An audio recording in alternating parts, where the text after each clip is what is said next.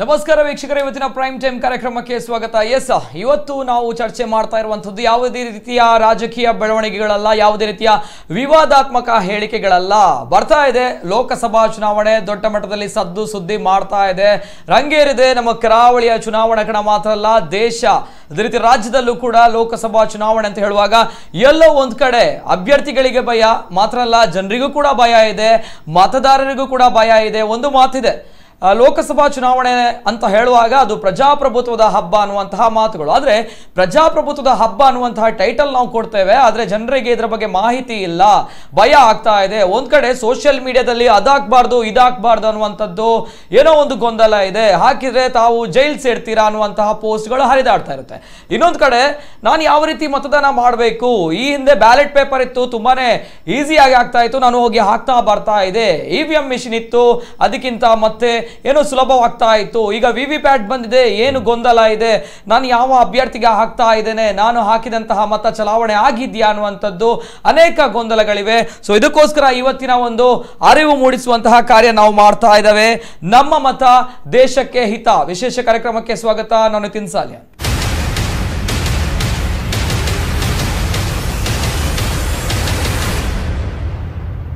ಪ್ರಜಾಪ್ರಭುತ್ವದ ಅತ್ಯಂತ ಮಹತ್ತರವಾದಂತಹ ಒಂದು ಹಕ್ಕು ಅಂತ ಹೇಳಿದ್ರೆ ಅದು ಮತದಾನ ಮಾಡುವಂಥದ್ದು. ಮತದಾನ ಪ್ರಜಾಪ್ರಭುತ್ವ ವ್ಯವಸ್ಥೆಯ ಆಧಾರ ಸ್ತಂಭ ಅನ್ನುವಂಥದ್ದು.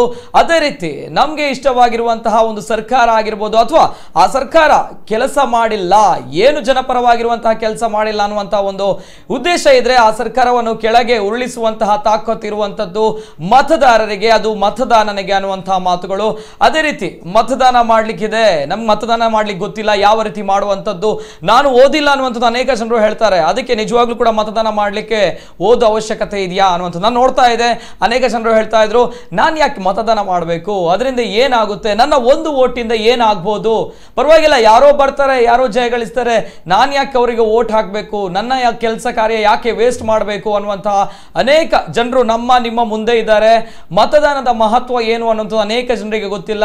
ಅದರಲ್ಲೂ ಕೂಡ ಅನೇಕ ವಿಷಯಗಳಿವೆ, ಎಲ್ಲವೂ ಕೂಡ ನಾವು ಮಾತನಾಡ್ತೇವೆ. ಅದೇ ರೀತಿ ಗಣ್ಯ ವ್ಯಕ್ತಿಗಳು ಇವತ್ತಿನ ಕಾರ್ಯಕ್ರಮದಲ್ಲಿ ನಮ್ಮ ಜೊತೆ ಜಾಯಿನ್ ಆಗಿದ್ದಾರೆ. ಸೊ ಕಾರ್ಯಕ್ರಮಕ್ಕೆ ವೆಲ್ಕಮ್ ಮಾಡಬೇಕು. ಮೊದಲನೇದಾಗಿ ಪ್ರದೀಪ್ ಡಿಸೋಜ್ ಅವರು, ರಾಜ್ಯ ಮಟ್ಟದ ಚುನಾವಣಾ ತರಬೇತುದಾರ, ಕಾರ್ಯಕ್ರಮಕ್ಕೆ ಸ್ವಾಗತ ಸರ್. ಸ್ವಾಗತ. ಎಸ್, ಅದೇ ರೀತಿ ಗುರುವಪ್ಪ NT ಬಾಳೆಪುನಿ ಅವರು, ಹಿರಿಯ ಪತ್ರಕರ್ತರು, ನಮ್ಮ ಜೊತೆ ಇದ್ದಾರೆ, ಕಾರ್ಯಕ್ರಮಕ್ಕೆ ಸ್ವಾಗತ ಸರ್. ಇಬ್ರು ಗಣ್ಯ ವ್ಯಕ್ತಿಗಳು ಇವತ್ತಿನ ಕಾರ್ಯಕ್ರಮದಲ್ಲಿ ನಮ್ಮ ಜೊತೆ ಜಾಯಿನ್ ಆಗಿದ್ದಾರೆ. ಸೊ ಬಿಫೋರ್ ದ್ಯಾಟ್, ಏನು ಮತದಾನ ಅನ್ನುವಂಥದ್ದು, ಮತದಾನದ ಮಹತ್ವ ಏನು, ಒಂದು ವಿಜುವಲ್ಸ್ ಬರ್ತಾ ಇದೆ, ನೋಡ್ಕೊಂಡು ಬನ್ನಿ. ನಮ್ಮದು ಪ್ರಜಾಸತ್ತಾತ್ಮಕ ದೇಶ. ಪ್ರಜೆಗಳ ಮತವನ್ನ ಸ್ವೀಕರಿಸಿ ಅದಕ್ಕೆ ಪೂರಕವಾಗಿ ಸರ್ಕಾರ ನಡೆಸಬೇಕೆಂಬುದೇ ಪ್ರಜಾತಂತ್ರದ ಆಶಯ, ಅಭಿಪ್ರಾಯ. ಸರ್ಕಾರವು ಜನಾಭಿಪ್ರಾಯದಂತೆ ನಡೆಯುತ್ತಿರಬೇಕು. ಜನಕ್ಕೆ ಬೇಕಾದ ಆಹಾರ, ವಸತಿ, ಶಿಕ್ಷಣ, ನೀರು, ಬೆಳಕು, ಔಷಧಿ ಇತ್ಯಾದಿಗಳ ಸಮರ್ಪಕ ಅರಿವು, ಹಂಚಿಕೆ ಎಲ್ಲವನ್ನು ಸರ್ಕಾರವೇ ನಡೆಸಬೇಕು.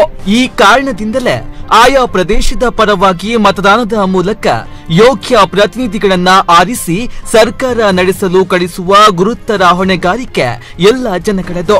ಇಂತಹ ಚುನಾವಣೆಗಳು ಪ್ರಜಾತಂತ್ರದ ಆಧಾರಗಳು ಆಗಿವೆ. ಜನವರಿ 25ನೇ ತಾರೀಖನ್ನ ರಾಷ್ಟ್ರೀಯ ಮತದಾರರ ದಿನ ಎಂದು ಆಚರಿಸಲಾಗುತ್ತೆ.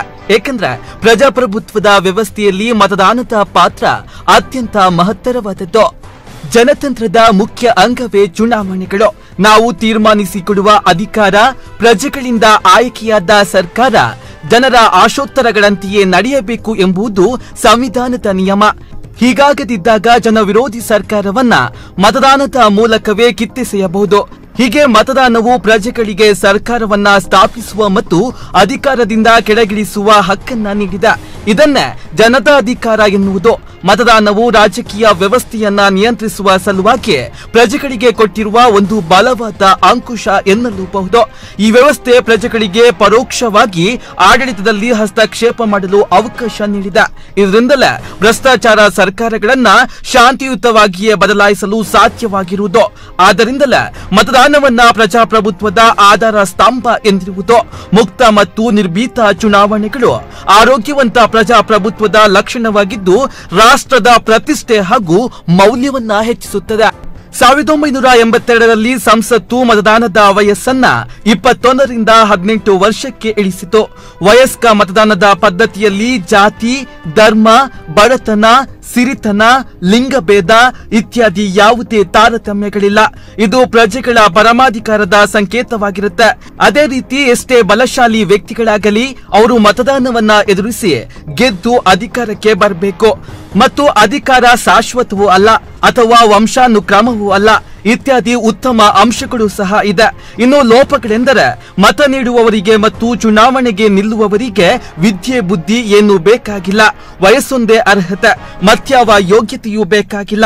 ಇದು ಒಳ್ಳೆಯದೋ ಕೆಟ್ಟದ್ದೋ ಅವರವರಿಗೆ ಬಿಟ್ಟಿದ್ದೋ. ಪ್ರಜ್ಞಾವಂತ ಮತದಾರರು ಪ್ರಜಾಪ್ರಭುತ್ವದ ಮೂಲ ಕ್ರಿಯೆಯಾಗಿರುವ ಮತದಾನದಲ್ಲಿ ಕಡ್ಡಾಯವಾಗಿ ಪಾಲ್ಗೊಂಡು ದೇಶದ ಅಭಿವೃದ್ಧಿಗೆ ಕೈ ಜೋಡಿಸಬೇಕಿದೆ. ನಾವು ಮತದಾನ ಮಾಡುವುದಲ್ಲದೆ ನಮ್ಮ ಸುತ್ತಮುತ್ತಲಿನವರು ಮತದಾನ ಮಾಡಿದ ಬಗ್ಗೆ ಖಾತ್ರಿಪಡಿಸಿಕೊಳ್ಳಬೇಕು. ಮತದಾನದಿಂದ ದೂರ ಉಳಿದವರಿಗೆ ಮತದಾನದ ಮಹತ್ವದ ಕುರಿತು ತಿಳಿ ಹೇಳುವ ಮೂಲಕ ಮತದಾನ ಮಾಡುವಂತೆ ಪ್ರೇರೇಪಿಸಬೇಕು.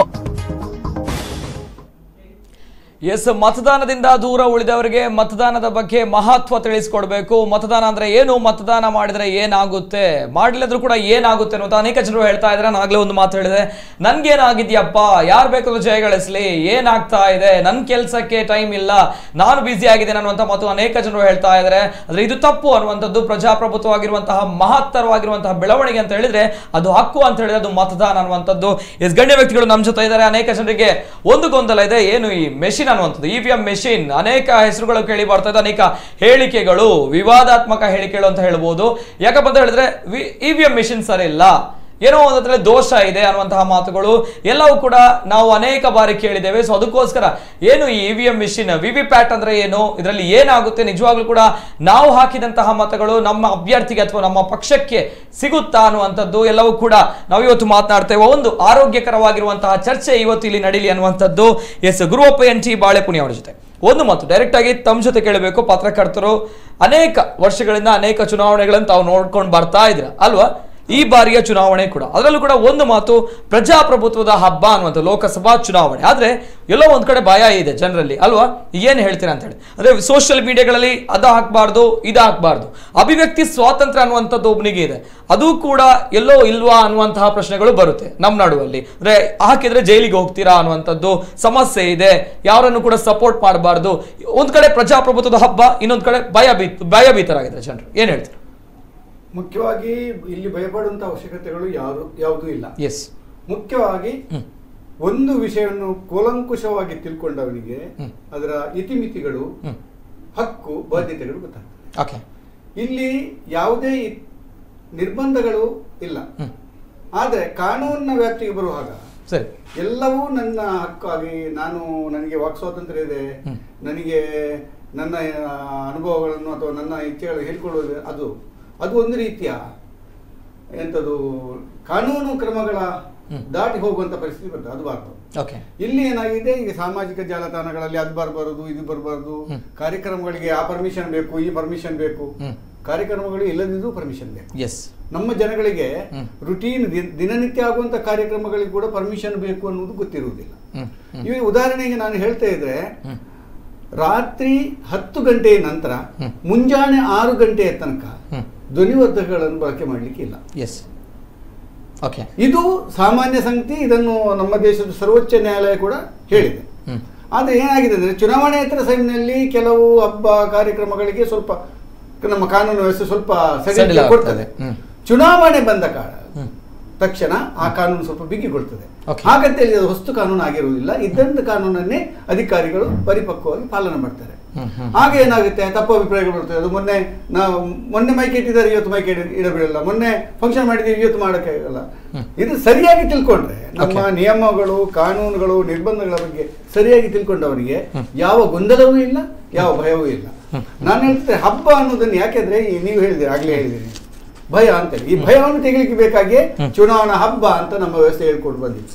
ಇದು ಇತ್ತೀಚೆಗೆ ಒಂದು 10 ವರ್ಷದ ಬೆಳವಣಿಗೆ. ಹಿಂದೆ ಚುನಾವಣೆ ಯಾರು ಹಬ್ಬ ಅಂತ ಹೇಳ್ತಾ ಇಲ್ಲ. ಒಂದು ಈ ಭೀತಿಯನ್ನು ಹೋಗಲಾಡಿಸಲಿಕ್ಕೆ, ಇನ್ನೊಂದು ಹೆಚ್ಚು ಜನ ಇನ್ವಾಲ್ವ್ ಆಗಬೇಕು ಅನ್ನೋ ಕಾರಣಕ್ಕಾಗಿ ಇದನ್ನ ಹಬ್ಬ ಅಂತ ಇಂಟರ್ಪ್ರಿಟ್ ಮಾಡಿದ್ದಾರೆ.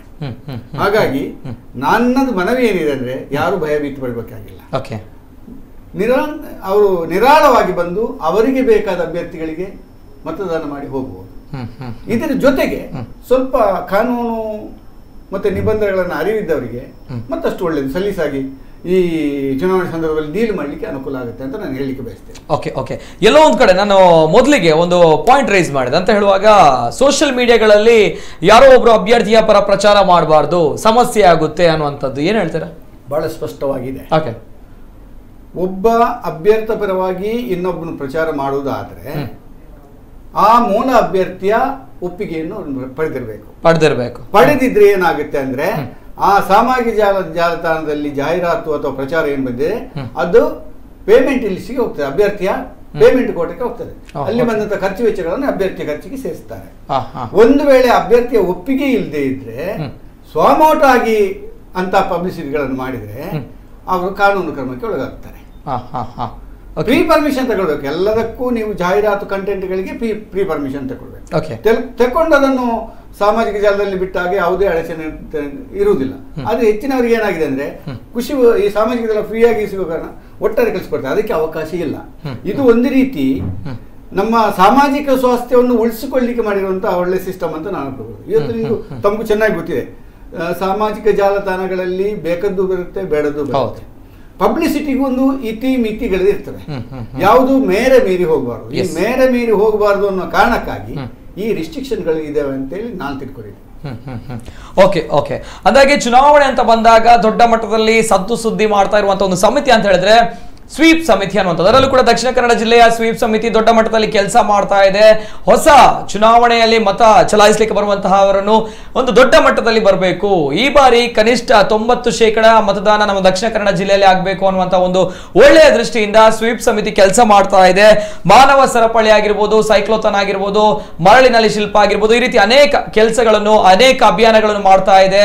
ಏನೋ ಮತದಾನದ ಬಗ್ಗೆ ಅರಿವು ಮೂಡಿಸುವಂತಹ ಕಾರ್ಯ. ನಮ್ಮ ಜೊತೆ ಇದ್ದಾರೆ ಪ್ರದೀಪ್ ಡಿಸೋಜ್ ಅವರು, ರಾಜ್ಯ ಮಟ್ಟದ ಚುನಾವಣಾ ತರಬೇತುದಾರ.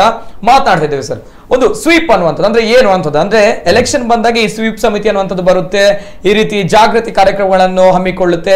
ಏನ್ ಜಾಗೃತಿ ಕಾರ್ಯಕ್ರಮಗಳು ಏನು ಅಂತ ಹೇಳಿ, ಈ ಸ್ವೀಪ್ ಸಮಿತಿ ಅಂದ್ರೆ ಏನು ಅಂತ ಹೇಳಿ? ಸ್ವೀಪ್ ಅಂದ್ರೆ systematic voters education and electoral participation ಅಂತ. ಅಂದ್ರೆ ಮತದಾರರಿಗೆ ಫಸ್ಟಿಗೆ ಮತದಾನದ ಬಗ್ಗೆ ಶಿಕ್ಷಣ ಕೊಡುವುದು, ಮತ್ತೆ ಮತದಾನದಲ್ಲಿ ಅವರು ಭಾಗವಹಿಸಬೇಕು. ಇದರಲ್ಲಿ ಮುಖ್ಯವಾಗಿ ನಮ್ಮ ದಕ್ಷಿಣ ಕನ್ನಡ ಸ್ವೀಪ್ ಸಮಿತಿಯು ಹಲವು ಕಾರ್ಯಕ್ರಮ ಹಮ್ಮಿಕೊಂಡಿದೆ. ಯಾಕೆಂದ್ರೆ ನಮ್ಮಲ್ಲಿ ಈಗ ಯುವ ಮತದಾರರು ಸರ್ ಬರ್ತೇನೆ ಒಬ್ರು ಕಾಲ್ ಇದ್ದಾರೆ. ಅಭಿವ್ಯಕ್ತಿ ಸ್ವಾತಂತ್ರ್ಯ ಅನ್ನುವಂಥದ್ದು ಎಲ್ಲರಲ್ಲೂ ಇದ್ದೇ ಇದೆ, ಅದರಲ್ಲಿ ಅನೇಕ ಜನರಿಗೆ ಗೊಂದಲ ಇದೆ, ಯಾವ ರೀತಿ ಮತದಾನ ಮಾಡಬೇಕು, ಏನು ಸಮಸ್ಯೆ ಅನ್ನುವಂಥದ್ದು. ಸೊ ಒಬ್ರು ಕಾಲ್ ಇದ್ದಾರೆ. ಹಲೋ ಸರ್, ನಮಸ್ತೆ. ಹಲೋ ನಮಸ್ತೆ ಸರ್, ತಮ್ಮ ಹೆಸರು? ಜಿತೇಶ್ ಅಂತ. ಎಲ್ಲಿಂದ ಕರೆ ಮಾಡ್ತಾ ಇದ್ದೀರಾ? ನಾವು ಮಂಗಳೂರಿಂದ ತೊಕ್ಕೊಟ್ಟು. ಓಕೆ ಸರ್, ಏನ್ ತಮ್ಮ ಪ್ರಶ್ನೆ ಅಂತ ಹೇಳಿ? ನಮ್ಮ ಪ್ರಶ್ನೆ ಹಲೋ, ಎಸ್ ಕರೆ ಕಟ್ ಆಗಿದೆ. ಓಕೆ, ಧನ್ಯವಾದಗಳು. ಎಸ್ ಸರ್, ಯುವ ಮತದಾರರು ಹೆಚ್ಚಾಗಿ ಈಗ 18ರಿಂದ 19 ವರ್ಷದವರೆಲ್ಲ ಈ ನೋಂದಣಿ ಮಾಡುವುದಿಲ್ಲ. ಅದಕ್ಕೆ ಮಿಂಚಿನ ನೋಂದಣಿ ಆಗಲಿ, ಬೇರೆ ಬೇರೆ ರೀತಿಯಲ್ಲಿ ಅದನ್ನು ನೋಂದಣಿ ಮತದಾರ ಪಟ್ಟಿಯಲ್ಲಿ ಫಸ್ಟ್ ನಮ್ದು ಹೆಸರು ನೋಂದಣಿ ಆಗಬೇಕು. ಅದಾದ ನಂತರ ಮತದಾನ ಮಾಡುವುದು ಬರ್ತದೆ. ಈಗ ಯುವ ಮತದಾರರು ಯೂಶುವಲಿ ನಮ್ಮ ನಗರ ಪ್ರದೇಶದ ವ್ಯಾಪ್ತಿಯಲ್ಲಿ ಬರುವವರೆಲ್ಲ ಅದಕ್ಕೆ ಸ್ವಲ್ಪ ಒಂದು ಅಸಡ್ಡೆ ತೋರಿಸಿ ನಮ್ಗೆ ಯಾಕೆ ಅಂತ ಬರ್ತದೆ. ಅದನ್ನು ಈ ಸ್ವೀಪ್ ಕಾರ್ಯಕ್ರಮದ ಮೂಲಕ ನಾವು ಏನ್ ಮಾಡಿದೆ ಅಂದ್ರೆ ಪ್ರತಿ ಕಾಲೇಜ್ಗಳಲ್ಲಿ ಈ ರೀತಿ ಒಂದು ಕಾರ್ಯಕ್ರಮ ಹಮ್ಮಿಕೊಂಡು ಎಲ್ಲರೂ ನಮ್ಮ ಒಳಗೊಳ್ಳು ಅಂದ್ರೆ ಇನ್ಕ್ಲೂಸಿವ್, ಆಲ್ ಆರ್ ಇನ್ಕ್ಲೂಸಿವ್ ಅಂತೇಳಿ ಎಲ್ಲರೂ ಒಳಗೊಳ್ಳುವ ಬಗ್ಗೆ ನಮ್ಮನ್ನು ಒಂದು ಕಾರ್ಯಕ್ರಮ ರೂಪಿಸಿ ಆ ಮತದಾರರಿಗೆ ಇನ್ನು ನಾವು ಇದರ ಬಗ್ಗೆ ಮತ ಜಾಗೃತಿ ಮೂಡಿಸಿ ಅವರು ಮತದಾನ ಮಾಡಲು ಕೂಡ ನಾವು ಅವರಿಗೆ ಅವಕಾಶವನ್ನು ಈ ಸ್ವೀಪ್ ಸಮಿತಿ ಮೂಲಕ ಮಾಡ್ತಾ ಇದ್ದೇವೆ ಸರ್. ಎಸ್ ಸ್ವೀಪ್ ಸಮಿತಿ ಅನ್ನುವಂಥದ್ದು ಒಂದು ದೊಡ್ಡ ಮಟ್ಟದಲ್ಲಿ ಕೆಲಸ ಮಾಡ್ತದೆ, ಮಾನವ ಸರಪಳಿ ಆಗ್ತಾ ಇದೆ, ಅದೇ ರೀತಿ ಸೈಕ್ಲೋಥಾನ್, ಅದೇ ರೀತಿ ಅನೇಕ ಜಾಗೃತಿ ಕಾರ್ಯಕ್ರಮಗಳು. ಅಂದ್ರೆ ಫಸ್ಟ್ ವೋಟರ್ಸ್ ಯಾರು ಇರ್ತಾರೆ ಅವರಿಗೆ ಇದೆ ಯಾತಕ್ಕೋಸ್ಕರ ನಾನು ವೋಟ್ ಹಾಕಬೇಕು. ಕೆಲವರಿಗೆ ಹೇಳ್ತಾರೆ ನಂಗೆ ಭಯ ಆಗ್ತಾ ಇದೆ, ಏನ್ ಭಯ ಆಗ್ತಾ ಇದೆ ಏನು ಅಂತ ಗೊತ್ತಿಲ್ಲ, ನೋಡ್ತಾ ಇದೆ ಸೋಷಿಯಲ್ ಮೀಡಿಯಾಗಳಲ್ಲಿ ಕೆಲವು ಕಮೆಂಟ್ಸ್ ಗಳು ಕೇಳ್ತಾ ಇದೆ, ಅದರ ಬಗ್ಗೆ ನಾವು ಮಾತನಾಡ್ತಿದ್ದೇವೆ. ಇನ್ನೊಬ್ರು ಕಾಲ್ ಇದ್ದಾರೆ. ಹಲೋ ಸರ್, ನಮಸ್ತೆ. ನಮಸ್ತೆ, ತಮ್ಮ ಹೆಸರು ಎಲ್ಲಿಂದ ಕರೆ ಮಾಡ್ತಾ ಇದ್ದೀರಾ? ಮೂರ್ತಿಯಿಂದ ವಾಮನ ಅಂತ. ಸರ್ ನಮಸ್ತೆ, ಕೇಳಿ ಸರ್ ತಮ್ಮ ಪ್ರಶ್ನೆ ಏನು ಅನ್ನುವಂಥದ್ದು. ಸರ್, ನಮ್ಮ ಮತ ದೇಶಕ್ಕೀತ ಇದು ಈಗ ಬಂದದ್ದು. ಎಸ್, ಹೌದು. ಈಗ ಒಂದು ನಮ್ಮ ಇಂಜಿನಿಯರಿಂಗ್ ಸ್ಟೂಡೆಂಟ್ ಇದ್ದಾರೆ, ಅವರಿಗೆ ಈಗ ಕೆಲಸ ಸಿಗ್ತದೆ. 24x7 ಅಂತ ಕಂಪನಿಯಲ್ಲಿ ಇರ್ತದೆ. ಅವರಿಗೆ 7 ಗಂಟೆಯಿಂದ 6 ಗಂಟೆವರೆಗೆ ಡ್ಯೂಟಿ ಇರ್ತದೆ. ಕಂಪನಿಯವರು ವೋಟ್ ಹಾಕಲಿಕ್ಕೆ ಬಿಡುದಿಲ್ಲ. ಅದಕ್ಕೆ ನೀವೇನು ಮಾಡ್ತೀರಾ ಈಗ? Yes, very nice, very interesting. Okay sir, yes, thank you. ಏನು ಹೇಳ್ತೀರಾ ಸರ್ ಪ್ರದೀಪ್ ಡಿಸೋಜ್ ಅವರು? ಸರ್, ಈಗ ಇದು ನನ್ನ ಪ್ರಶ್ನೆ ಕೂಡ ಇತ್ತು ಕೇಳುವಂಥದ್ದು, ಆದ್ರೆ ವೀಕ್ಷಕರೊಬ್ರು ಕೇಳ್ತಾ ಇದ್ದಾರೆ. ಆಕ್ಚುಲಿ ಈಗ ಮತದಾನದಲ್ಲಿ ಭಾಗವಹಿಸಲಿಕ್ಕೆ ಸರ್ ಬೆಳಿಗ್ಗೆ ಮತದಾನ ದಿನ 7 ಗಂಟೆಯಿಂದ 6 ಗಂಟೆಯಿಂದ ಮತದಾನದ ಅವಕಾಶವನ್ನು ಕಲ್ಪಿಸಲಾಗಿದೆ. ಅದೊಂದು ಸರ್ಕಾರ ಚುನಾವಣಾ ಆಯೋಗ ಕೂಡ ಎಲ್ಲರಿಗೂ ಕೂಡ ಸರ್ಕಾರ ನೌಕರಾಗಲಿ ಬೇರೆ ಎಲ್ಲರಿಗೂ ಕೂಡ ಒಂದು ರೀತಿ ಮತ ಹಾಕ್ಲಿಕ್ಕೆ ಅವಕಾಶ ಮಾಡಿ ಕೊಟ್ಟಿದೆ. ಬೇರೆ ಬೇರೆ ಕಂಪನಿಯವರು ಕೂಡ ಒಂದು ಅದನ್ನು ಮತದಾನ ಹಕ್ಕನ್ನು ಚಲಾಯಿಸಲಿಕ್ಕೆ ಒಂದು ಅದನ್ನು ನೀವು ರಜೆ ಕೊಟ್ಟಾಗಲಿ ಒಂದು ರೀತಿಯಲ್ಲಿ ಅವಕಾಶ ಕಲ್ಪಿಸಿ ಕೊಟ್ಟಿದೆ. ಅದನ್ನು ಬಳಸಿ ಅವರು ಮತದಾನ ಮಾಡೋದು ಅವರ ಉದ್ದೇಶವಾಗಿರ್ತದೆ. ಏನಾದ್ರು ಸ್ಟ್ರಿಕ್ಟ್ ರೂಲ್ಸ್ ಇದೆಯಾ, ರಜೆ ಕೊಡ್ಲೇಬೇಕು, ಅದು ಯಾಕೆ ಆಗ್ತಾ ಇಲ್ಲ ಅನ್ನುವಂಥದ್ದಲ್ವಾ? ಎಲ್ಲೋ ಒಂದ್ ಕಡೆ ಅದೇನ ನಾನು ಹೇಳ್ತೇನೆ, ಯುವಕರು ಯಾಕೆ ಮತದಾನದಿಂದ ಹೊರಗೆ ಹೋಗ್ತಾ ಇದ್ದಾರೆ ಅಂತ ಹೇಳುವಾಗ ಬಿಸಿ ಶೆಡ್ಯೂಲ್ ಇದೆ, ಅವರ ಕೆಲಸ ಕಾರ್ಯಗಳಿವೆ, ನಾನೇನಾಗಬೇಕು ಮತ ಹಾಕಿ ಅನ್ನುವಂಥ ಮೈಂಡ್ ಸೆಟ್ ಬರುತ್ತೆ. ಬಾಳೆಗುಣಿ ಅವರು ಏನು ಹೇಳ್ತಾರೆ ಈ ಒಂದು ಪ್ರಶ್ನೆಗೆ? ಇಲ್ಲ, ಇಲ್ಲಿ ಬಹಳ ಸ್ಪಷ್ಟವಾಗಿದೆ. ಓಕೆ, ಚುನಾವಣೆ ದಿವಸ ಸರ್ ಏನು ಹೇಳಿದವರ ಅವರಿಗೆ ಎಷ್ಟು ಅವರ್ಸ್ ಚುನಾವಣೆಗೆ ಮತ ಹಾಕಿ ಬರ್ಲಿಕ್ಕೆ ಬೇಕು ಅಷ್ಟು ಅವಧಿಯನ್ನು ಕಂಪನಿಗಳಾಗಲಿ ಖಾಸಗಿ ಉದ್ಯೋಗದಾತರಾಗಿ ಕೊಡಬೇಕು ಅಂತ ಬಹಳ ಸ್ಪಷ್ಟವಾಗಿದೆ. ನಿರ್ದೇಶನ ಇದೆ. ಚುನಾವಣಾ ಆಯೋಗದ ನಿರ್ದೇಶಿಸಿದೆ, ರಾಜ್ಯಾಡಳಿತಗಳದ್ದು ನಿರ್ದೇಶನಗಳಿದೆ.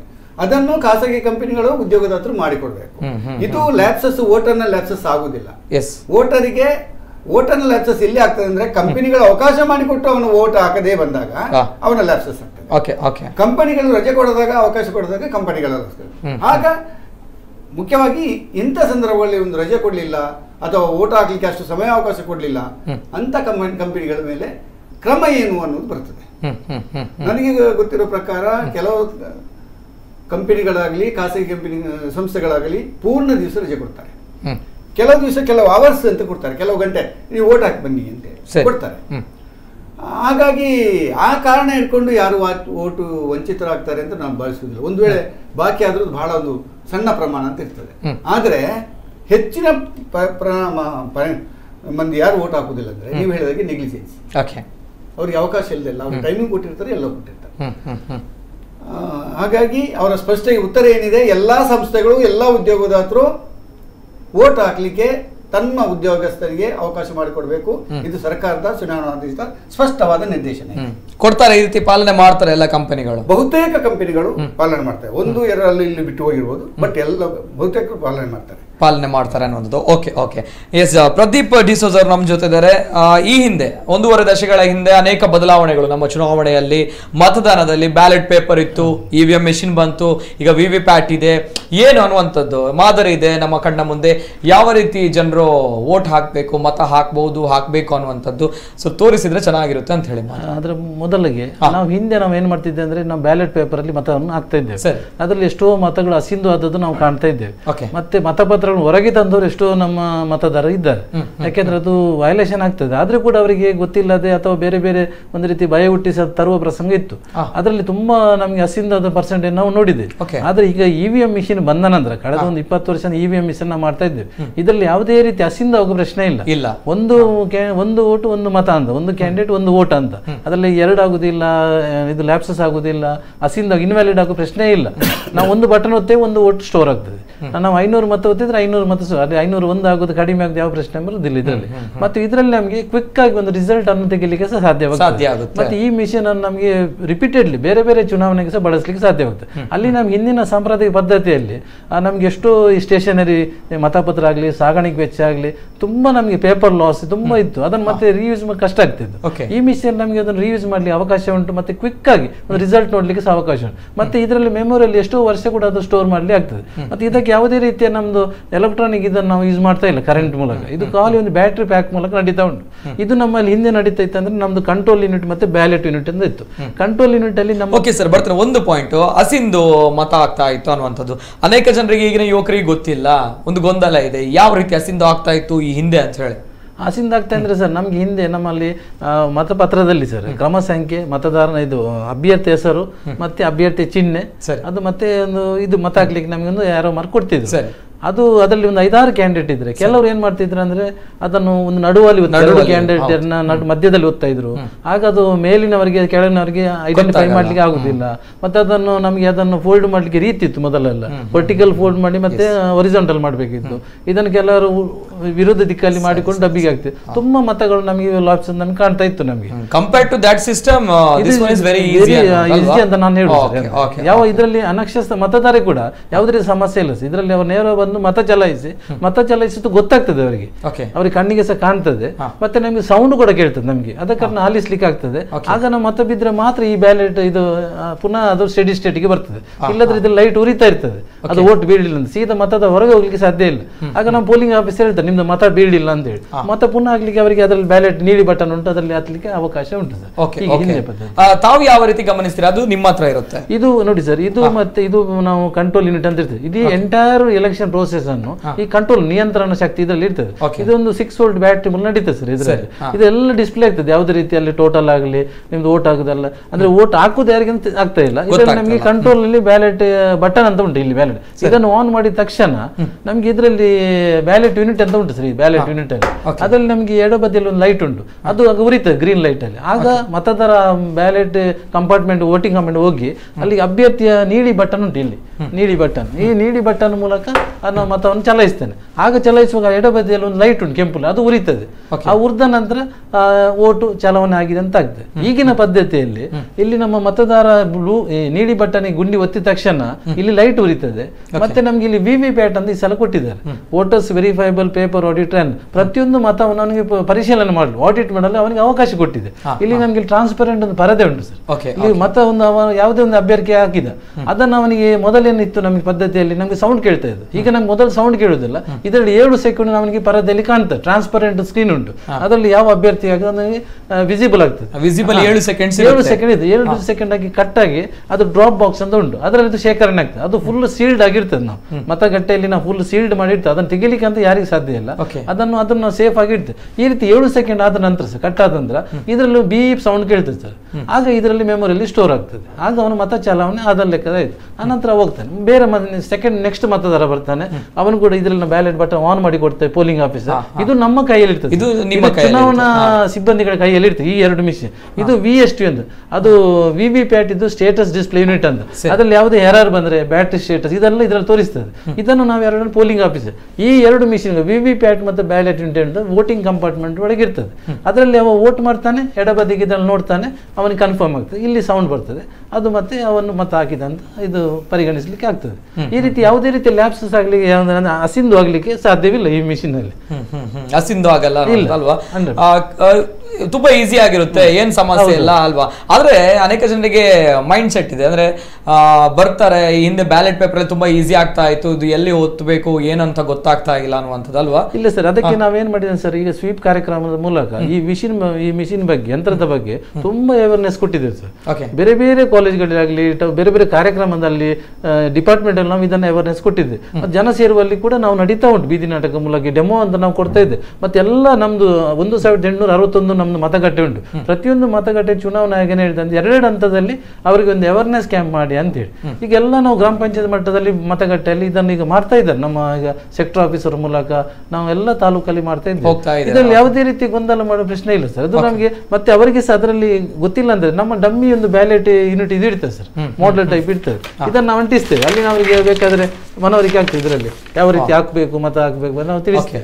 ನಮ್ಗೆ ನೇರವಾಗಿ ಆ ವೋಟಿಂಗ್ ಕಂಪಾರ್ಟ್ಮೆಂಟ್ ಹೋಗ್ಲಿಕ್ಕೆ ಅವಕಾಶ ಇಲ್ಲ, ಅದು ಮತದಾನ ಸೀಕ್ರೆಸಿ ವೈಲೇಷನ್ ಆದಾಗ ಆಗ್ತದೆ.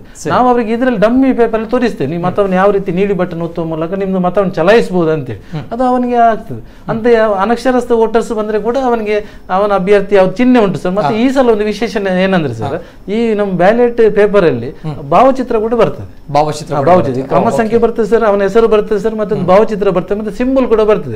ಹಿಂದೆ ಭಾವಚಿತ್ರ ಬರ್ತಿರ್ಲಿಲ್ಲ, ಹಿಂದಿನ ಲೋಕಸಭಾ ಚುನಾವಣೆ ಭಾವಚಿತ್ರ ಬರಲಿಲ್ಲ. ಈ ಸಲದಿಂದ ಅಂದ್ರೆ ಕಳೆದ ವಿಧಾನಸಭಾ ಕ್ಷೇತ್ರ ಈಗ ನಮಗೆ ಅದರ ಭಾವಚಿತ್ರ ಬರುತ್ತೆ.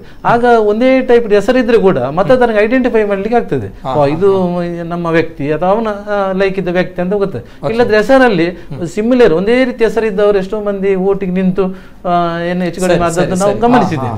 ಅಂತ ಪ್ರಸಂಗದಲ್ಲಿ ಇದರಲ್ಲಿ ಈ ಸಲ ಒಂದು ಚುನಾವಣಾ ಏನ್ ಹೇಳಿದೆ ಅಂದ್ರೆ ಭಾವಚಿತ್ರ ಕೊಟ್ಟ ಕಾರಣ ವೋಟರ್ಗೆ ಒಂದು ಐಡೆಂಟಿಫೈ ಮಾಡ್ಲಿಕ್ಕೆ ಆಗ್ತದೆ, ನನ್ನ ಯಾರು ಕ್ಯಾಂಡಿಡೇಟ್ ಅಂತ ಐಡೆಂಟಿಫೈ ಮಾಡ್ಲಿಕ್ಕೆ ಆಗ್ತದೆ, ಗೊತ್ತಾಗುತ್ತೆ. ಎಸ್ ಬಾಳೆಪುಣಿ ಅವರು, ತಾವು ಸರ್ ಅನೇಕ ಚುನಾವಣೆಗಳನ್ನು ನೋಡಿದೀರಾ, ಬ್ಯಾಲೆಟ್ ಪೇಪರ್ ಇಂದ ಹೋಗಿ EVM ಮೆಷಿನ್, ಈಗ VVPAT, ಏನ್ ಹೇಳ್ತೀರಾ ಅನ್ನುವಂಥದ್ದು ತಮ್ಮ ದೃಷ್ಟಿಕೋನಕ್ಕೆ ನೋಡುವಂಥದ್ದು, ಇದು ಸೂಕ್ತವಾ ಅಲ್ವಾ ಅನ್ನುವಂಥದ್ದು ಯಾವ ರೀತಿ? ಪ್ರದೀಪ್ ಸರ್ ಆಗಾಗಲೇ ಹೇಳಿದ್ದಾರೆ. ಎಸ್, ಮುಖ್ಯವಾಗಿ ನಮ್ಮ ಈಗಿನ ಸಿಸ್ಟಮ್ ಏನಿದೆ EVMಗಳ ಮುಖಾಂತರ ಇದು ಇಕೋ ಫ್ರೆಂಡ್ಲಿ. ಓಕೆ, ನಾವು ಒಂದು ಚುನಾವಣೆಗೆ ದುಡ್ಡಿನ ಜೊತೆಗೆ ಒಂದಷ್ಟು ಪೇಪರ್ ಎಷ್ಟೆಷ್ಟೋ ಮರಗಳನ್ನು ಕಡಿಬೇಕು. ಪೇಪರ್ ಇವತ್ತು ಮಾಡಬೇಕಿದ್ರೆ ಮರಗಳು ಬೇಕು. ಇದರಲ್ಲಿ ಅಂತ ಸಿಸ್ಟಮ್ ಇಲ್ಲ. ಇದು ಒಂದು ರೀತಿಯಲ್ಲಿ ಪರಿಸರಕ್ಕೆ ಸ್ನೇಹಿಯಾಗಿ ಜೊತೆಗೆ ಮರುಬಳಕೆಗೆ ಸಾಧ್ಯ ಇದೆ. ಹಿಂದಿನ ಬ್ಯಾಲೆಟ್ಗಳು ಮರುಬಳಕೆಗೆ ಸಿಗ್ತಾ ಇರಲಿಲ್ಲ. ಇವತ್ತು ಈ ಮೆಷಿನ್ ಅನ್ನು ನಾವು ಎಷ್ಟು ಚುನಾವಣೆಗೆ ಬಳಸಿದ್ರು ಅದರಲ್ಲಿ ಅದಕ್ಕೆ ಏನು ನಾವು ಇನ್ವೆಸ್ಟ್ ಮಾಡಿದ್ದೇವೆ, ಹೂಡಿಕೆ ಏನು ಮಾಡಿದ್ದೇವೆ ಅದರಲ್ಲಿ ಈಸಿಲಿ ತೆಗಿಲಿಕ್ಕೆ ಆಗ್ತದೆ. ಹಾಗಾಗಿ ಇನ್ನೊಂದು ನಮ್ಮ ಸರ್ ಅವರು ಬಹಳ ಸ್ಪಷ್ಟ ಹೇಳಿದಾಗೆ ಇಲ್ಲಿ ಇನ್ವ್ಯಾಲಿಡ್ ಮತಗಳನ್ನು ಬರುವುದೇ ಇಲ್ಲ. ಒಬ್ಬ ಮತ ಹಾಕಿದ್ರೆ ಅದು ಒಬ್ಬ ನಿರ್ದಿಷ್ಟ ವ್ಯಕ್ತಿಗೆ ಹೋಗ್ತದೆ. ಹಿಂದೆ ತುಂಬಾ ಮತಗಳು ಇನ್ವ್ಯಾಲಿಡ್ ಆಗಿ ಫಲಿತಾಂಶಗಳಲ್ಲಿ ವ್ಯತ್ಯಯ ಆದದ್ದು ಕೂಡ ಇದೆ, ಸಾಕಷ್ಟು ಇದೆ. ನಿಮ್ಮ ಗಮನಕ್ಕೆ ತರಬೇಕಿದ್ರೆ ಕರ್ನಾಟಕ ರಾಜ್ಯದಲ್ಲಿ ಕೂಡ ಒಂದು ಕ್ಷೇತ್ರ ನೀವು ಆಗ ಹೇಳ್ತಿದ್ರಿ ಒಂದು ಮತದಿಂದ ಏನಾಗುತ್ತೆ ಅಂತೇಳಿ ತುಂಬಾ ಜನ ಇದ್ದಾರೆ ಅಂತೇಳಿ. ಕರ್ನಾಟಕದ ಈ ಚುನಾವಣೆಯ ಚರಿತ್ರೆಯಲ್ಲಿ ವಿಧಾನಸಭಾ ಚುನಾವಣೆಯಲ್ಲಿ ಒಂದು ಕ್ಷೇತ್ರದಲ್ಲಿ ಒಬ್ಬ MLA ಅವರು ಕೇವಲ ಒಂದು ಮತಕ್ಕೆ ಜಯಗಳಿಸಿದ್ದಾರೆ. ಆಗ ನಮ್ಗೆ ಗೊತ್ತಾಗುತ್ತೆ ಒಂದು ಮತದ ಬೆಲೆ ಎಷ್ಟು ಬೆಲೆ ಅಂತ ನಿಗದಿ ಮಾಡ್ತೀರಿ ನೀವು. ಸೋತವನು ಒಂದು ಮತಕ್ಕೆ ಸೋತಿರ್ತಾನೆ, ಗೆದ್ದವನು ಒಂದು ಮತಕ್ಕೆ ಗೆದ್ದಿದ್ದಾನೆ. ಚಾಮರಾಜನಗರ ಜಿಲ್ಲೆಯಲ್ಲಿ ಆಗಿದೆ. ಆ ಮತಕ್ಕೆ ವ್ಯಾಲ್ಯೂ ಎಷ್ಟು? ನಾವು ಸರಳವಾಗಿ ಹೇಳ್ಬೇಕು, ನನ್ನ ಒಂದು ಓಟಿನಿಂದ ಏನು ಆಗುದಿಲ್ಲ, ಒಂದು ಓಟಿನಿಂದಲೇ ಎಲ್ಲವೂ ಆಗೋದು. ಇವತ್ತು ನಾವು ಮನನ ಮಾಡಬೇಕಾದ್ದು ಒಂದು ಓಟು ಒಂದು ಕ್ಷೇತ್ರದ, ಒಂದು ರಾಜ್ಯದ, ಒಂದು ದೇಶದ ಚರಿತ್ರೆಯನ್ನು ಬದಲು ಮಾಡಬಹುದು. ಹಾಗಾಗಿ ನನ್ನ ಮನವಿ ಏನಿದೆ ಅಂದ್ರೆ ಈಗಿನ ಯುವಕರಿರಲಿ ಅಥವಾ ಎಜುಕೇಟೆಡ್ ಕ್ಲಾಸ್ ಅಂತ ಹೇಳ್ತೀವಿ, I am also belongs that category, ನಾವು ಯಾರು ನಿರ್ಲಕ್ಷ್ಯವನ್ನು ತೋಡಬಾರ್ದು. ನಮ್ಮ ಕರ್ತವ್ಯದ ಭಾಗ ಆಗಿ ಚುನಾವಣೆಗೆ ಒಂದು ನಿರ್ದಿಷ್ಟ ಟೈಮ್ ಆ ದಿವಸ ಇಡಬೇಕು. ನಾವು ನನ್ನ ಕುಟುಂಬದಲ್ಲಿ ಯಾರೂ ಒಬ್ಬರು ಚುನಾವಣೆಯಿಂದ ಇಷ್ಟವರೆಗೆ ಹಿಂದೆ ಹೋದದ್ದು, ಚಲಾವಣೆ ಮಾಡಿರೋದು ಸಾಧಾರಣ 40-45 ವರ್ಷದಲ್ಲಿ ನಿಮ್ಗೆ ಗೊತ್ತಿಲ್ಲ. ಎಲ್ಲಾ ಮೆಂಬರ್ಸ್, ಎಲ್ಲಾ ಫ್ಯಾಮಿಲಿ ಮೆಂಬರ್ಸ್ ಒಂದೇ ಒಂದು ಚುನಾವಣೆಯನ್ನು ಮಿಸ್ ಮಾಡಿದಂತಿಲ್ಲ, ಮತದಾನ ಮಾಡದೆ ಹೋದವರಿಲ್ಲ. ಹಾಗಾಗಿ ನಂದು ವಿನಂತಿ ಇದೆ, ದಯಮಾಡಿ ಎಲ್ಲರೂ ಮತದಾನ ಮಾಡಿ. ಮತದಾನ ಮಾಡುವ ಮೂಲಕ ನಮ್ಮ ಇಡೀ ಪ್ರಪಂಚದ ಅತಿ ದೊಡ್ಡ ಡೆಮೋಕ್ರಸಿ ಇರುವುದು ಭಾರತದಲ್ಲಿ. ಆ ಡೆಮೋಕ್ರಸಿಯ ವ್ಯಾಲ್ಯೂ ಅನ್ನು ಮತ್ತೆ ಎತ್ತರಕ್ಕೆ ಕೊಂಡೋಗ್ಬೇಕಂತ ಹೇಳಿ ನನ್ನ ವಿನಂತಿ. ಒಂದು ಡೆಮೋ ತೋರಿಸ್ತಾ ಇದ್ದಾರೆ ಯಾವ ರೀತಿ ಈ ಬಾರಿಯ ಎಲೆಕ್ಷನ್ ಅಲ್ಲಿ ತಾವು ಹೋಗಿ ಮತ ಚಲಾವಣೆ ಮಾಡಬಹುದು ಅಂತ ಹೇಳಿ. ಎಸ್ ಸರ್, ಈಗ ಅರ್ಹ ಮತದಾರರು ನಮ್ಮ ಮತಗಟ್ಟೆಗೆ ಬಂದ ನಂತರ ನಮ್ಮ ಚುನಾವಣಾ ಆಯೋಗ ನಿಗದಿಪಡಿಸಿದ 11 ಡಾಕ್ಯುಮೆಂಟ್ ಉಂಟು ಸರ್. ಅದರಲ್ಲಿ ಎಸ್ ಅಂತ ಆದ ನಂತರ ಸೆಕೆಂಡ್ ಪೋಲಿಂಗ್ ಆಫೀಸರ್ಗೆ ಬಂದು ಅವರು ಹಿಂಗ್ ಹಾಕ್ತಾರೆ ಬೆರಳಿಗೆ, ತೋರು ಬೆರಳಿ, ಎಡ ತೋರು ಬೆರಳಿಗೆ, ಮತ್ತೆ ಥರ್ಡ್ ಪೋಲಿಂಗ್ ಆಫೀಸರ್ ಅಂತ ಬರ್ತಾರೆ. ಥರ್ಡ್ ಪೋಲಿಂಗ್ ಆಫೀಸರ್ ನಮ್ಮ ಆಫೀಸರ್ ಅನ್ನು ಇದನ್ನು ಬಟನ್ ಅನ್ನು ಆನ್ ಮಾಡಿ ಕೊಡ್ತಾ ಇದ್ದಾರೆ. ಆಗಿಲ್ಲ ಸರ್, ಹೀಗೆ ಇದು ಆನ್ ಮಾಡಿ ಕೊಡ್ತಾ ಇದು ಆನ್ ಮಾಡಿ ಕೊಟ್ಟಿದ ತಕ್ಷಣ ಸರ್ ಇಲ್ಲಿ ನಮ್ಮದು ಲೈಟ್ ಇದರಲ್ಲಿ ಉರಿತದೆ ಸರ್. ಎಲ್ಲಿ ನಮ್ಮ ಲೈಟ್ ಇದರಲ್ಲಿ ಉರಿತದೆ. ಉರಿದಾದ ನಂತರ ಇಲ್ಲಿ ನಮ್ಗೆ ಏನು ಮಾಡ್ಲಿಕ್ಕೆ ಆಗುದು, ನೆಕ್ಸ್ಟ್ ಸೀದಾ ವೋಟರ್ ವೋಟಿಂಗ್ ಕಂಪಾರ್ಟ್ಮೆಂಟ್ ಹೋಗ್ತಾನೆ. ವೋಟಿಂಗ್ ಕಂಪಾರ್ಟ್ಮೆಂಟ್ ಅಲ್ಲಿ ಇಲ್ಲಿ ಆ ಟೈಮ್ ಅಲ್ಲಿ ಇಲ್ಲಿ ಗ್ರೀನ್ ಲೈಟ್ ಉರಿತದೆ ಸರ್. ಗ್ರೀನ್ ಲೈಟ್ ಪ್ರೆಸ್ ಮಾಡಬಹುದು ಸರ್ ಹೇಗೆ ಅಂತ? ಇಲ್ಲಿ ಉರಿತದೆ ಮಾತ್ರ ಗ್ರೀನ್ ಲೈಟ್. ಅವ ಏನ್ ಮಾಡ್ತಾನೆ, ಇದ್ರಲ್ಲಿ ಅವನ ಲೈಕದ ಕ್ಯಾಂಡಿಡೇಟ್ ಯಾರು ಉಂಟು ಅದಕ್ಕೆ ನೀಲಿ ಬಟನ್ ಬಲಬದಿಯಲ್ಲಿ ನೀಲಿ ಬಟನ್ ಕೊಟ್ಟಿದ್ದಾರೆ. ಅದಕ್ಕೆ ನೇರವಾದ ಕ್ಯಾಂಡಿಡೇಟ್ಗೆ ನೇರವಾದ ನೀಲಿ ಬಟನ್ ಈಗ ಪ್ರೆಸ್ ಮಾಡ್ತಾರೆ. ಪ್ರೆಸ್ ಮಾಡುವಾಗ ಇಲ್ಲಿ ಒಂದು ಕೆಂಪು ಲೈಟ್ ಇರ್ತದೆ ಸರ್, ಅದು ಲೈಟ್ ಉರಿತದೆ. ಆಗ ಅದು ಮತದಾನ ಆಯ್ತಂತ ಪ್ರಕ್ರಿಯೆಯಲ್ಲಿ ಬೈತು. ಈಗ ಉದಾಹರಣೆಗೆ 5ನೇ ಕ್ಯಾಂಡಿಡೇಟ್ಗೆ ಮತದಾನ ಮಾಡಿದ್ದಾನೆ. ಅದಾದ ತಕ್ಷಣ ಇಲ್ಲಿ ಸರ್ ವಿವಿಪ್ಯಾಟ್ ಅಲ್ಲಿ 5ನೇ ಕ್ಯಾಂಡಿಡೇಟ್ ಇದು ಸ್ಲಿಪ್ ಒಂದು ನಮ್ಗೆ ಇದರಲ್ಲಿ ಡಿಸ್ಪ್ಲೇ ಆಗ್ತದೆ ಸರ್. ಡಿಸ್ಪ್ಲೇ ಬರ್ತದೆ, ಒಳಗಿಂದ ಬರ್ತದೆ. ಟ್ರಾನ್ಸ್ಪರೆಂಟ್ ಸ್ಕ್ರೀನ್ ಉಂಟು ಸರ್. ಅದರಲ್ಲಿ 7 ಸೆಕೆಂಡ್ ಅದು ನಮ್ಗೆ ವ್ಯೂ ಮಾಡ್ಲಿಕ್ಕೆ ಅವಕಾಶ ಕೊಟ್ಟಿದ್ದಾರೆ. ಅದು 7 ಸೆಕೆಂಡ್ ಆಗಿ ಇಲ್ಲಿ ಡ್ರಾಪ್ ಬಾಕ್ಸ್ ಅಂತ ಉಂಟು, ಕಟ್ ಆಗಿ ಡ್ರಾಪ್ ಬಾಕ್ಸ್ ಅಲ್ಲಿ ಬೀಳ್ತದೆ. ಆಗ ನಮ್ಗೆ ಇದರಲ್ಲಿ ಬೀಪ್ ಅಂತ ಸೌಂಡ್ ಬರ್ತದೆ. ಸೌಂಡ್ ಬಂದ ನಂತರ ಅದು ಮತ್ತೆ ಇದರಲ್ಲಿ ಸ್ಟೋರ್ ಆಗಿದೆ ಅಂತ ಅರ್ಥ. ಇದರಲ್ಲಿ ವೋಟರ್ ಸ್ಲಿಪ್ ಬೀಳ್ತದೆ, ಅದು ಅಲ್ಲಿ ಆಯ್ತು, ಇಲ್ಲಿ ಬಂದು ಇದರಲ್ಲಿ ಸ್ಟೋರ್ ಆಯ್ತು, ಅವನ ಮತ ಚಲಾವಣೆ ಆಯ್ತು. ಈಗ 2ನೇ ಮತದಾರ ಬರ್ತಾನೆ, ನಾವು ಆನ್ ಮಾಡಿ ಕೊಡ್ತೇವೆ. ಅವು ಕೂಡ ಮತಗಟ್ಟೆ ಹೇಗೆ ಹೋಗ್ತಾನೆ ಕಂಪಾರ್ಟ್ಮೆಂಟ್ ಗೆ, ನೀಲಿ ಬಟನ್ ಓದ್ತಾನೆ, 7 ಸೆಕೆಂಡ್ ಇಲ್ಲಿ ನೋಡ್ತಾನೆ, ಅವನ ಪ್ರಕ್ರಿಯೆ ಕೂಡ ಆಗ್ತದೆ. ಈ ರೀತಿ ನಾವು ಮತ ಚಲಾವಣೆ ಮಾಡ್ತಾ ಇದ್ದೇವೆ. ಅದೆರಡು ಒಟ್ಟಿಗೆ ಇರುತ್ತೆ. ಇದು 2 ವೋಟಿಂಗ್ ಕಂಪಾರ್ಟ್ಮೆಂಟ್ ಒಳಗೆ ಇರ್ತದೆ ಸರ್. ಇದರಲ್ಲಿ ಅವರು ಹಾಕಿದ್ದು ನಮ್ಗೆ ಯಾರಿಗೆ ಸಹ ಕಾಣುದಿಲ್ಲ, ಫುಲ್ ಕ್ಲೋಸ್ಡ್ ಆಗಿ ವೋಟಿಂಗ್ ಕಂಪಾರ್ಟ್ಮೆಂಟ್ ಇರ್ತದೆ. ಇದನ್ನು ಯಾವುದೇ ರೀತಿ ನಾವು ಬೆಳಕಿಗೆ ನೇರವಾಗಿ ಇಡುದಿಲ್ಲ ಸರ್, ಯಾಕೆಂದ್ರೆ ಇದು ಪ್ರಾಬ್ಲಮ್ಸ್ ಆಗ್ತದೆ ಇದರಲ್ಲಿ. ಅದು ನಾವು ಮತಗಟ್ಟೆ ಒಳಗಿದ್ದ ಕಾರಣ ಬಿಸಿಲಿನ ಬೆರಳಿಗೆ ಬೀಳುದಿಲ್ಲ, ಸನ್ಲೈಟ್ ಟ್ರೀಸ್ ಎಲ್ಲದಕ್ಕೆ ಬೀಳುದಿಲ್ಲ. ಈ ರೀತಿ ನಾವು ಹಾಕಿ ಇದು ನಮ್ಮ ಕೈಯಲ್ಲಿ ಇರ್ತದೆ, ಪೋಲಿಂಗ್ ಆಫೀಸರ್ ಕೈಯಲ್ಲಿ ಇರ್ತದೆ. ಇದು ನಾವು ಆನ್ ಮಾಡಿ ಕೊಟ್ಟ ತಕ್ಷಣ ಇಲ್ಲಿ ಬರ್ತಾನೆ, ಅವನ ವೋಟ್ ಚಲಾವಣೆ ಮಾಡಿ ಇಲ್ಲಿಗೆ ಹೋಗಿ ಇಲ್ಲಿ ಅವನು ನೋಡ್ತಾನೆ. ಮತ್ತೆ ಈ ಸೌಂಡ್ ಕೂಡ ಅವನಿಗೆ ಕೇಳ್ತದೆ, ಪೀಪ್ಸ್ ಇಲ್ಲಿ ಸ್ಟೋರ್ ಆಗಿ ನಮ್ದು ಸ್ಟಡಿ ಸ್ಟೇಟ್ಗೆ ಬರ್ತದೆ. ಓಕೆ ಸರ್, ಒಂದು ಗೊಂದಲ ಇದೆ. ಅದರಲ್ಲಿ ಬಂದಂತಹ ಸ್ಲಿಪ್ ಇದೆಯಲ್ಲ, ಏನು ವೋಟ್ ಮಾಡಿದಂತಹ ಸ್ಲಿಪ್ ಅದರೊಳಗೆ ಸ್ಟೋರ್ ಆಗಿರುತ್ತೆ ಸರ್. 1500 ಸ್ಟೋರ್ ಆಗ್ಲಿಕ್ಕೆ ಅವಕಾಶ ಮಾಡಿ ಕೊಟ್ಟಿದೆ. 1500 ಒಂದು ಮತಗಟ್ಟೆಯಲ್ಲಿ ಸಾಧಾರಣ 1200 ತನಕ ವೋಟರ್ಸ್ ಇರ್ತಾರೆ ಸರ್, ಗರಿಷ್ಠ ಅಂದ್ರೆ. ಅದು ನಮ್ಗೆ 1500 ಪೇಪರ್ ರೋಲ್ ಉಂಟು ಅದರಲ್ಲಿ. ಅದು 99 mm ಇರ್ತದೆ. ಅದು ಒಂದೊಂದು ಸ್ಲಿಪ್ ಕಟ್ ಆಗಿ 1500 ತನಕ ಪ್ರೊವಿಷನ್ ಉಂಟಿದ್ರೆ ಅದೇ ರೀತಿ ಯಾವುದೇ ಗೊಂದಲ ಇದ್ರಲ್ಲ ಸರ್, ಅದು ಅದರ ಸ್ಟೋರ್ ಯಾವ ಆಧಾರದ ಮೇಲೆ ಕೌಂಟ್ ಮಾಡ್ತೀರಾ ಅಂದ್ರೆ ಅಲ್ಲಿ ಒಳಗಿರುವಂತಹ ಸ್ಲಿಪ್ ಮೇಲೆ ಕೌಂಟ್ ಮಾಡ್ತೀರಾ, ಯಾವ ಆಧಾರದ ಮೇಲೆ ಉತ್ತಮ ಪ್ರಶ್ನೆ, ಉತ್ತಮ ಪ್ರಶ್ನೆ ಸರ್. ಇದು ಓನ್ಲಿ ಫಾರ್ ನಮಗೆ ಇದನ್ನು ವ್ಯೂ ಮಾಡ್ಲಿಕ್ಕೆ ಮಾತ್ರ, ಇದೊಂದು ಪ್ರಿಂಟರ್ ಟೈಪ್ ಇದ್ದಾಗೆ, ಇದನ್ನು ನಾವು ಕೌಂಟ್ ಮಾಡುದಿಲ್ಲ ಸರ್. ನಾವು ಮತ ಎಣಿಕೆ ಟೈಮ್ ಅಲ್ಲಿ ಇದನ್ನು ಮಾತ್ರ ಕೌಂಟ್ ಮಾಡುದು ಸರ್. ಮತ್ತೆ ಒಂದು ವಿಧಾನಸಭಾ ಕ್ಷೇತ್ರದಲ್ಲಿ ಒಂದು ರ್ಯಾಂಡಮ್ ಆಗಿ ಒಂದನ್ನು ಇದನ್ನು ಓಪನ್ ಮಾಡಿ ಇದರದ್ದು ಮತ್ತೆ ಇದನ್ನು ನಾವು ಟ್ಯಾಲಿ ನೋಡ್ತೇವೆ ಸರ್. ಇದನ್ನು ಟ್ಯಾಲಿ ನೋಡ್ತೇವೆ, ಅದು ಯೂಶುವಲ್ ಇದು ಟ್ಯಾಲಿ ಬರ್ತದೆ ಸರ್, ಯಾವುದೇ ಸಮಸ್ಯೆ ಇಲ್ಲ. ಈ ರೀತಿ ನಾವು ಪ್ರಕ್ರಿಯೆ ಮಾಡ್ತೇವೆ. ಅಥವಾ ನಿಮ್ಗೆ ಯಾವ್ದಾದ್ರು ಗೊಂದಲ, ಒಂದು ಬೂತ್ ಅಲ್ಲಿ ಗೊಂದಲ ಆಗಿದೆ, ಇಂಥ ಸಮಸ್ಯೆಗಳು ಯಾರಾದ್ರೂ ಚುನಾವಣೆ ಇವರು ರಾಜಕೀಯ ಪಕ್ಷದವರು ಚುನಾವಣಾಧಿಕಾರಿಗೆ ದೂರು ಕೊಟ್ಟ ಸಂದರ್ಭ ಆ ದೂರನ್ನು ಇದು ಮಾಡಿ ವಿಶ್ಲೇಷಣೆ ಮಾಡಿ ಚುನಾವಣಾಧಿಕಾರಿಗೆ ಒಂದು ಮನವರಿಕೆ ಆದ್ರೆ ಇದು ಚೆಕ್ ಮಾಡುವಂತ, ಚೆಕ್ ಮಾಡ್ಲಿಕ್ಕೆ ಅದಕ್ಕೆ ಅಧಿಕಾರ ಉಂಟು ಸರ್. ಇಲ್ಲದಿದ್ರೆ ರ್ಯಾಂಡಮ್ ಆಗಿ ಒಂದು ವಿಧಾನಸಭೆ ಒಂದಕ್ಕೆ ಮಾತ್ರ ಚೆಕ್ ಮಾಡಿ, ಇಲ್ಲದಿದ್ರೆ ಚುನಾವಣಾ ಡಿಸ್ಪ್ಯೂಟ್ ಬಂದ್ರೆ ಕೋರ್ಟ್ ಅದನ್ನು ಓಪನ್ ಮಾಡಿ, ಇಲ್ಲದ್ರೆ ನಾವು ಓಪನೇ ಮಾಡುದಿಲ್ಲ ಸರ್. ಅದು ಸಾಧಾರಣ ಮೋರ್ ದೆನ್ 5 years ನನಗೆ ಅದು ಟ್ರಾನ್ಸ್ಪರೆಂಟ್ ಸ್ಲಿಪ್ ಉಂಟಲ್ಲ ಸರ್, ಅಲ್ಲಿ ಥರ್ಮಲ್ ಪೇಪರ್ ಸ್ಲಿಪ್ ಉಂಟು, ಅದು ಅದರಲ್ಲಿ ಸ್ಟೋರ್ ಆಗಿರ್ತದೆ. Yes sir, yes sir, yes sir, ಬರ್ತೇನೆ ಸರ್, ಪ್ಲೀಸ್ ಪ್ಲೀಸ್. ಓಕೆ, ಇನ್ನೊಬ್ರು ಕಾಲ್ ಇದ್ರೆ. ಹಲೋ ಸರ್, ನಮಸ್ತೆ ಸರ್. ನಮಸ್ತೆ, ಧ್ವನಿ ಕೇಳ್ತಾ ಇದೆಯಾ? ಹಲೋ ಸರ್ ನಮಸ್ತೆ, ತಮ್ಮ ಹೆಸರು, ಎಲ್ಲಿಂದ ಕರೆ ಮಾಡ್ತಾ ಇದ್ದೀರಾ? ಹಲೋ ಸರ್, ಹಲೋ, ಧ್ವನಿ ಕೇಳ್ತಾ ಇದೆಯಾ? ಹಲೋ ಹಲೋ, ಮಾತಾಡಿ ಮಾತಾಡಿ. ಓಕೆ ಓಕೆ ಸರಿ. ಓಕೆ, ನಾವು ಮಾತಾಡ್ತಿದ್ವಿ, ಒಂದು ಪ್ರಶ್ನೆ ಇತ್ತು, ಆದ್ರೆ ಯಾವ ಆಧಾರದ ಮೇಲೆ ಕೌಂಟ್ ಮಾಡ್ತಾರೆ ಅಂದ್ರೆ ಅನೇಕ ಸಲ ಏನೋ ಗೊಂದಲಗಳು ಬರುತ್ತೆ, EVM ಮೆಷಿನ್ ಸರಿ ಇಲ್ಲ, ಎಲ್ಲೋ ಒಂದ್ ಕಡೆ ಕ್ಯಾಲ್ಕುಲೇಷನ್ ಮಿಸ್ ಆಗಿದೆ ಅಲ್ವಾ, ಯಾವ ಬೇಸ್ಡ್ ಅಂದ್ರೆ ಯಾವ ಆಧಾರದ ಮೇಲೆ ಕೌಂಟ್ ಮಾಡ್ತಾರೆ ವೋಟ್ ಅಂತ ಹೇಳಿ ಸರ್? ಇದು ಮುಖ್ಯವಾಗಿ ಸರ್, ನಾವು ಮತಗಟ್ಟೆಗೆ 7 ಗಂಟೆ ಆಗುವ ಮೊದಲು 1 ಗಂಟೆ ಪೂರ್ವಭಾವಿಯಾಗಿ ನಾವು ಇದು ಮಾಕ್ ಪೋಲ್ ಅಥವಾ ಅನುಕು ಮತದಾನ ಮಾಡ್ತೇವೆ ಸರ್. ಅನುಕು ಮತದಾನ ಅಂದ್ರೆ ನಮಗೆ ಚುನಾವಣಾ ಆಯೋಗ ಏನು ಹೇಳಿದ್ರೆ 50 ಮತವನ್ನು ಕೂಡ ದಾಖಲು ಮಾಡಬೇಕು. ನಾವು ಫಸ್ಟಿಗೆ ಇದು 0 ಅಂತ ತೋರಿಸ್ತೇವೆ, ಇದರಲ್ಲಿ 0 ಉಂಟು, ಮತ್ತೆ ನಮ್ಮ ಡ್ರಾಪ್ ಬಾಕ್ಸ್ ಅಲ್ಲಿ ಕೂಡ ಯಾವುದು ಕೂಡ ಮತ ದಾಖಲಾಗಲಿ ನಾವು ತೋರಿಸ್ತೇವೆ. ಆಗ ನಮಗೆ ಪಕ್ಷದ ಏಜೆಂಟ್ಸ್ಗಳು ಬರ್ತಾರೆ, ಪೋಲಿಂಗ್ ಏಜೆಂಟ್ಸ್ ಬರ್ತಾರೆ, ಅವರ ಸಮ್ಮುಖದಲ್ಲಿ ನಾವು 6 ಗಂಟೆಗೆ 50 ವೋಟ್ ಆಗಿ, ಕನಿಷ್ಠ 50 ಜಾಸ್ತಿ ಆಗ್ಬೋದು, 50 ವೋಟ್ ಮಾಡಿ ನಾವು ಟ್ಯಾಲಿ ನೋಡ್ತೇವೆ. ಇದು ಮುಖ್ಯವಾಗಿ ಸರ್, ಒಂದು ಗೊಂದಲ ಯಾವುದೇ ಮನೆ ಬೇಡ, ಯಾಕಂದ್ರೆ ನಾವು 3 ಹಂತದಲ್ಲಿ ಚೆಕ್ ಆಗ್ತದೆ ಸರ್. ಫಸ್ಟ್ ಲೆವೆಲ್ ಚೆಕಿಂಗ್ ಆಗ್ತದೆ DC ಆಫೀಸ್ ಅಲ್ಲಿ, ಮತ್ತೆ ಸೆಕೆಂಡ್ ವಿಧಾನಸಭಾ ಕ್ಷೇತ್ರ ಕೂಡ ಆಗ್ತದೆ, ಮತ್ತೆ ಪೋಲಿಂಗ್ ಸೆಂಟರ್ಗೂ ಕೊಡುವ ಕೂಡ 3 ಹಂತದಲ್ಲಿ ಚೆಕಿಂಗ್ ಆಗುತ್ತೆ. ಅದಲ್ಲದೆ ನಾವು ಚುನಾವಣೆ ದಿನ ಕೂಡ ನಾವು ಅದನ್ನು ಚೆಕ್ ಮಾಡ್ತೇವೆ. ಅದರಲ್ಲಿ ಯಾವುದೇ ರೀತಿ ಗೊಂದಲ ಬೇಡ ಸರ್, ಯಾಕೆ ಇದರಲ್ಲಿ ಸ್ಲಿಪ್ಗೆ ನಮಗೆ ವೀವ್ ಆದದ್ದು ಅದು this is only printer sir, ಇದರಲ್ಲಿ ಏನು ಮೆಮೊರಿ ಏನಿಲ್ಲ, ಇದರಲ್ಲಿ ಮೆಮೊರಿ ಹಿಡಿದ್ರೆ ಇದರಲ್ಲಿ ಅದು ನಮಗೆ ವಿಸಿಬಲ್ ಆಗ್ತದೆ. ಅದೇ ಕ್ಯಾಂಡಿಡೇಟ್ ಬಿದ್ದು ಹಿಂದೆ ನಮಗೆ ಅದು ಕಾಣ್ತಿರ್ಲಿಲ್ಲ, ಅದು ಸ್ಟೋರ್ ಆಗ್ತಿದೆ ಮಾತ್ರ, ಅದಕ್ಕೆ ಗೊಂದಲ ಈ ವಿಷನ್ ಪ್ರಿಂಟರ್ ಅಂತ ಬಂತು. ಅದು ವೋಟರ್ಗೆ ವೆರಿಫೈ ಮಾಡ್ಲಿಕ್ಕೆ ಅವಕಾಶ ಉಂಟು, ನಾನು ಹಾಕಿದ್ದು ಅದಕ್ಕೆ ಬಿದ್ದಿದೆ ಅಂತ ಹೇಳಿ ಅದು ಸ್ಲಿಪ್ ಕೌಂಟ್ ಮಾಡೋದು ಪ್ರಶ್ನೆ ಬರುದಿಲ್ಲ ಇದರಲ್ಲಿ, ಯಾಕಂದ್ರೆ ಇದರಲ್ಲಿ ಬರ್ತದೆ ಮತ್ತೆ ರ್ಯಾಂಡಮ್ ಆಗಿ ಈಗ ಒಂದು ವಿಧಾನಸಭೆ ಮಾಡ್ತದೆ. ಓಕೆ ಓಕೆ, ಬಾಳೆಪುಣಿ ಅವರು ಒಂದು ಪ್ರಶ್ನೆ, ಅಂದ್ರೆ ನಮ್ಮ ಕರಾವಳಿಯಲ್ಲಿ ದೊಡ್ಡ ಮಟ್ಟದಲ್ಲಿ ಸುದ್ದಿ ಮಾಡ್ತಾ ಇದೆ ಈ ವಿಷಯ ನೋಟ್ ಅನ್ನುವಂಥದ್ದು ಅಲ್ವಾ, ಅನೇಕ ನಾವು ತಿಳುವಳಿಕೆ ಅರಿವು ಮೂಡಿಸಬೇಕಾಗುತ್ತೆ. ಸೊ ಆ ನಿಟ್ಟಿನಲ್ಲಿ ಈ ಪ್ರಶ್ನೆ ಕೇಳ್ತಾ ಇದ್ದೇನೆ, ನೋಟ್ ಅಭಿಯಾನ ಆಗ್ತಾ ಇದೆ, ನೋಟ ವೋಟ್ ಮಾಡಬೇಕು ಅನ್ನುವಂಥದ್ದು, ಏನು ಈ ನೋಟ್ ಅನ್ನುವಂಥದ್ದು, ಏನದ್ರಲ್ಲಿ ಆಗುತ್ತೆ, ಅಗತ್ಯ ಏನಿದೆ, ಅಂದ್ರೆ ನಿಜವಾಗ್ಲೂ ಕೂಡ ಅದು ಸಕ್ಸಸ್ ಆಗುತ್ತಾ, ಇಸ್ ಇಟ್ ವ್ಯಾಲ್ಯೂಯಬಲ್ ಅಂತ ಹೇಳಿ ಯಾವ ರೀತಿ? ನೋಟ ಅದು ಮತದಾರನಿಗೆ ನೀಡುವಂತ ಒಂದು ಹಕ್ಕು. ಓಕೆ, ಹಾಗಂತೇಳಿ ಎಲ್ಲ ಮತದಾರರು ಅದಕ್ಕೆ ವೋಟ್ ಮಾಡಬೇಕು ಅಂತ ಅದರ ಅರ್ಥ. ಕೆಲವು ಸಂದರ್ಭಗಳಲ್ಲಿ ಏನಾಗುತ್ತೆ ಅಂದ್ರೆ ಒಬ್ಬ ಮತದಾರನಿಗೆ ಒಟ್ಟು 10 ಮಂದಿ, ಉದಾಹರಣೆ 10 ಮಂದಿ ಕಂಟೆಸ್ಟ್ ಮಾಡ್ತಾ ಇದ್ರೆ ಇದರಲ್ಲಿ ಯಾರು ಎಲಿಜಿಬಲ್ ಇಲ್ಲ ಅಂತ ಅವನಿಗೆ ಅನಿಸ್ಬೋದು, ಬೇರೆ ಬೇರೆ ಕಾರಣಕ್ಕೆ ಇರ್ಬೋದು, ಅದು ಹೊರತೆ ಇರ್ಬೋದು. ಅಂತ ಸಂದರ್ಭದಲ್ಲಿ ಕೊನೆಯ ಆಯ್ಕೆ ಏನು, ಅವನಿಗೊಂದು ಆಯ್ಕೆ ಬೇಕು. ಆ ಆಯ್ಕೆ ಬೇಕಾಗಿ ನೋಟವನ್ನು ಇಂಟ್ರೊಡ್ಯೂಸ್ ಮಾಡಿದ್ದಾರೆ. ನನಗೆ ಯಾರೂ ಇಷ್ಟ ಇಲ್ಲ, ಅವರಿಂದ ಈ ಪ್ರಜಾಪ್ರಭುತ್ವ ರಕ್ಷಣೆ ಆಗುವುದಿಲ್ಲ, ಜನರಿಗೆ ಒಳಿತ ಆಗುವುದಿಲ್ಲ, ಅದಕ್ಕಿಂತ ನನಗೆ ಬೇರೆ ಏನು ಅವಕಾಶ, ನಾನು ಚಲಾವಣೆ ಮಾಡಬೇಕು, ನಂದು ಆಕ್ಷೇಪ ಇದೆ, ನೀವು ಯಾರೂ ಅರ್ಹರಲ್ಲ ಅನ್ನೋದು ಒಂದು ಎಚ್ಚರಿಕೆಗೆ ಬೇಕಾಗಿ ನೋಟವನ್ನು ಅವಕಾಶ ಮಾಡಿಕೊಟ್ಟಿದ್ದಾರೆ. ನೋಟ ಮತವನ್ನು ಹಾಕಬಹುದು. ಹಾಗಂತೇಳಿ ಇತ್ತೀಚಿನ ಬೆಳವಣಿಗೆ ಕೆಲವರು ನೋಟವನ್ನೇ ಪ್ರಪಗಾಂಡ ಮಾಡಿಕೊಂಡು ನೋಟವನ್ನು ಅಭಿಯಾನ ಮಾಡಿಕೊಂಡು ಹೋಗ್ತಾರೆ. ಅದು ಸರಿಯಾದ ಮೆಥಡಾಲಜಿ ಅಲ್ಲ. ನೋಟವನ್ನೇ ಫೋಕಸ್ ಮಾಡಿ ಯಾರು ಅರ್ಹರಿಲ್ಲ, ನೀವು ನೋಟಕ್ಕೆ ವೋಟ್ ಮಾಡಿ ಅನ್ನೋ ಹೇಳೋದು ಕೂಡ ಅದು ಕಾನೂನು ರೀತಿಯಲ್ಲಿ ಸರಿಯಾಗಿ ಕಾಣೋದಿಲ್ಲ.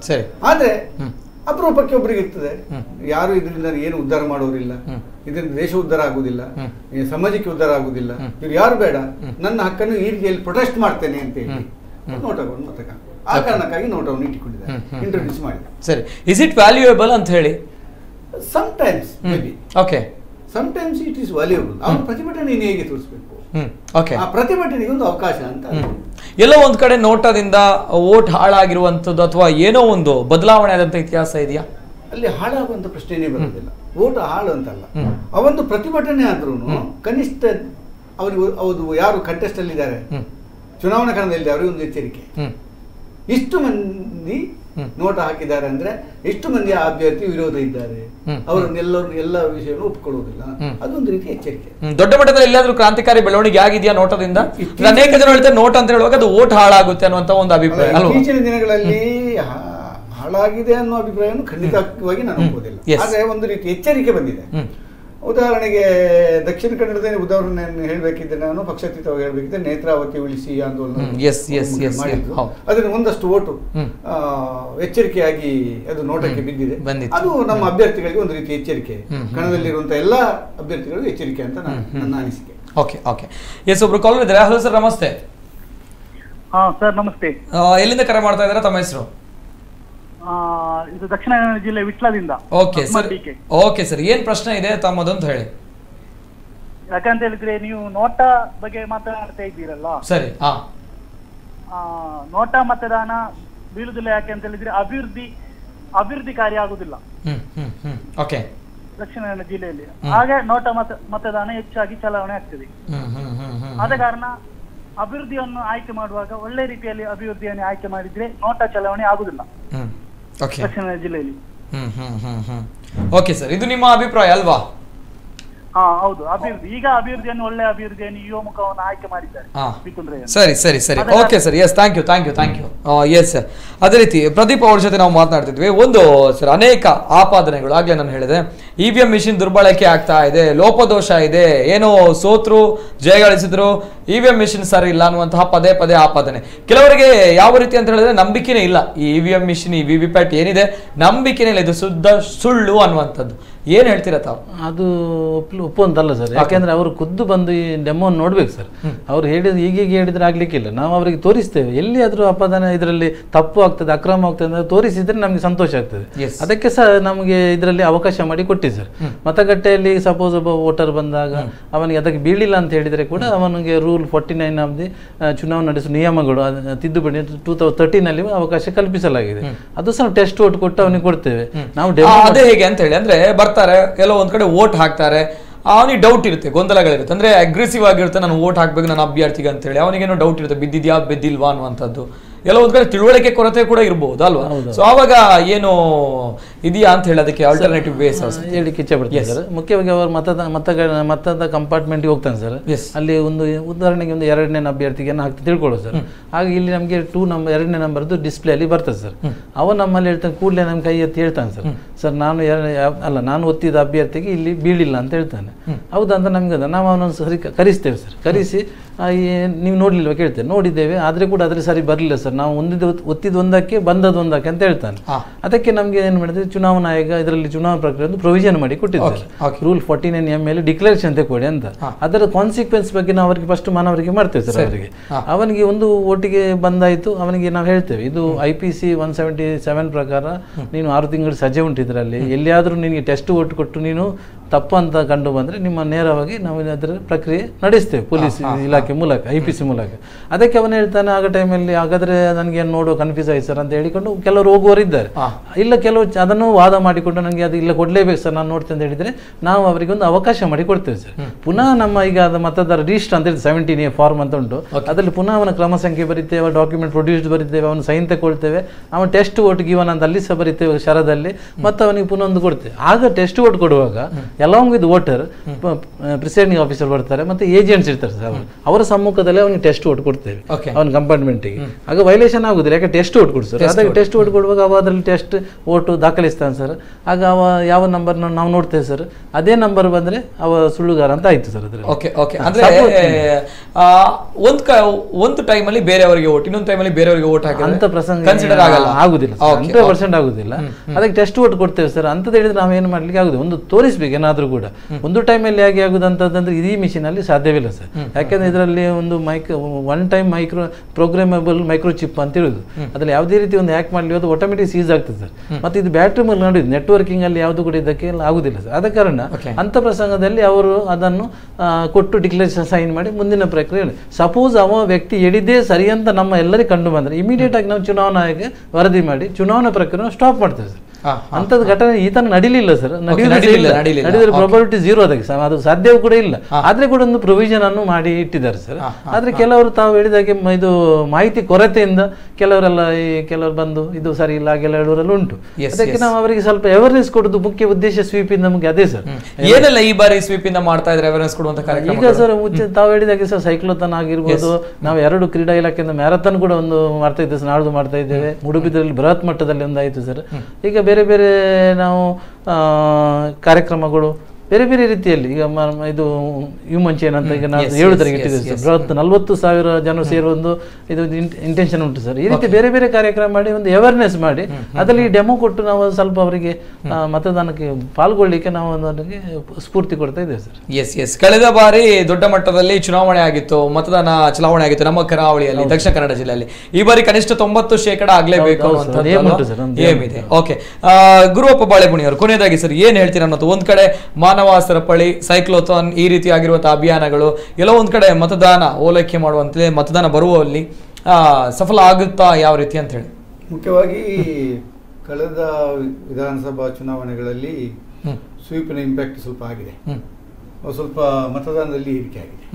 ಆದರೆ ನಾವು ಗಮನಿಸಬೇಕಾದ್ದು ಮುಖ್ಯವಾಗಿ ನಗರಗಳಲ್ಲಿ, ಸುಳ್ಯದಂಥ ಗ್ರಾಮಾಂತರ ಪ್ರದೇಶಗಳಲ್ಲಿ 85%ವರೆಗೆ ಮತದಾನ ಆದರೆ ನಮ್ಮ ಮಂಗಳೂರು ದಕ್ಷಿಣದ ಕ್ಷೇತ್ರದಲ್ಲಿ ಅತ್ಯಂತ ಕಡಿಮೆ ಮತದಾನ ಆಗ್ತದೆ. ಹಾಗಾಗಿ ಇವತ್ತು ಸ್ವೀಪ್ನಾಗ ಅವಶ್ಯಕತೆ ನನ್ನ ಅಭಿಪ್ರಾಯ ಪ್ರಕಾರ ಎಲ್ಲಿ ಇದೆ ಅಂದ್ರೆ, ಎಲ್ಲಿ ಅರ್ಬನ್ ಏರಿಯಾ ಇದೆ, ಎಲ್ಲಿ ಎಜುಕೇಟೆಡ್ ಕ್ಲಾಸ್ ಅನ್ನೋರು ಹೆಚ್ಚಿದ್ದಾರೆ, ಅಲ್ಲಿ ಸ್ವೀಪ್ನ ಆಕ್ಟಿವಿಟೀಸ್ಗಳು ಜಾಸ್ತಿ ಆಗಬೇಕು. ಅವರಿಗೆ ಅವೇರ್ನೆಸ್ ಜಾಸ್ತಿ ಕೊಡಬೇಕು. ಮಕ್ಕಳಿಗೆ ರಜೆ, ನನಗೂ ರಜೆ ಸಿಗಿದೆ ಅಂತ ಹೇಳಿ ನಾನು ಎತ್ಕೊಂಡು ಮನೆಯಲ್ಲಿ ಇದ್ದವರನ್ನೆಲ್ಲ ಪ್ಯಾಕ್ ಮಾಡಿಬಿಟ್ಟು ಟೂರ್ ಹೋಗ್ತಿದ್ದೆ. ಅಂತ ಸಂದರ್ಭದಲ್ಲಿ ಅವರಿಗೆ ಫರ್ದರ್ ಏನು, ರೆಗ್ಯುಲರ್ ಆಗಿ 1, 2, 3 ಮತದಾನಕ್ಕೆ ಹೋಗದವರನ್ನು ಹೇಗೆ ಸ್ವೀಪ್ ಕನ್ವಿನ್ಸ್ ಮಾಡಬಹುದು? ಈಗಿನ ಸ್ವೀಪ್ ಆಕ್ಟಿವಿಟೀಸ್ ಅಲ್ಲಿ ಒಂದೊಂದು ಸಮುಚ್ಚಯಗಳಿಗೆ ಒಂದೊಂದು ಕ್ಲಬ್ ಅಂತ ಮಾಡಿಕೊಂಡು ಅವರಿಗೆ ಏನು ಪ್ರೋತ್ಸಾಹ ಮೆಮೆಂಟೋ ಕೊಡುವಂತ ಎಲ್ಲ ಕಾರ್ಯಕ್ರಮಗಳು ಹಮ್ಮಿಕೊಂಡಿದ್ದಾರೆ. ಎಸ್ಪೆಷಲಿ ದಕ್ಷಿಣ ಕನ್ನಡದಲ್ಲಿ ಸ್ವೀಪ್ ಆಕ್ಟಿವಿಟೀಸ್ಗಳ ಬಗ್ಗೆ ನನಗೆ ಬಹಳ ಮೆಚ್ಚುಗೆ ಇದೆ. ಸಾರಿ ಹೇಳಿದಾಗೆ ಸೈಕ್ಲೋಥಾನ್ ಮಾಡಿದ್ದಾರೆ, ಮ್ಯಾರಥಾನ್ ಮಾಡಿದ್ದಾರೆ, ಮತ್ತೆ ಇವತ್ತು ನಾಡ್ದು 31ಕ್ಕೆ ಸಿಟಿಯಲ್ಲಿ ಮತ್ತೆ ಮ್ಯಾರಥಾನ್ ಮಾಡ್ತಾ ಇದ್ದಾರೆ. 7th ಕೋಸ್ಟಲ್ ನಲ್ಲಿ ಹ್ಯೂಮನ್ ಚೈನ್ ಮಾಡ್ತಾ ಇದ್ದಾರೆ, ಮರಳು ಶಿಲ್ಪ ಮಾಡಿದ್ದಾರೆ. ಕಾಲೇಜುಗಳಲ್ಲಿ ಅಥವಾ ಜೂನಿಯರ್ ಕಾಲೇಜುಗಳಲ್ಲಿ ಅಂಬಾಸಿಡರ್ಗಳನ್ನು ಮಾಡಿದ್ದಾರೆ, ಅವರ ಮುಖಾಂತರ ಅವೇರ್ನೆಸ್ ಮಾಡಿದ್ದಾರೆ.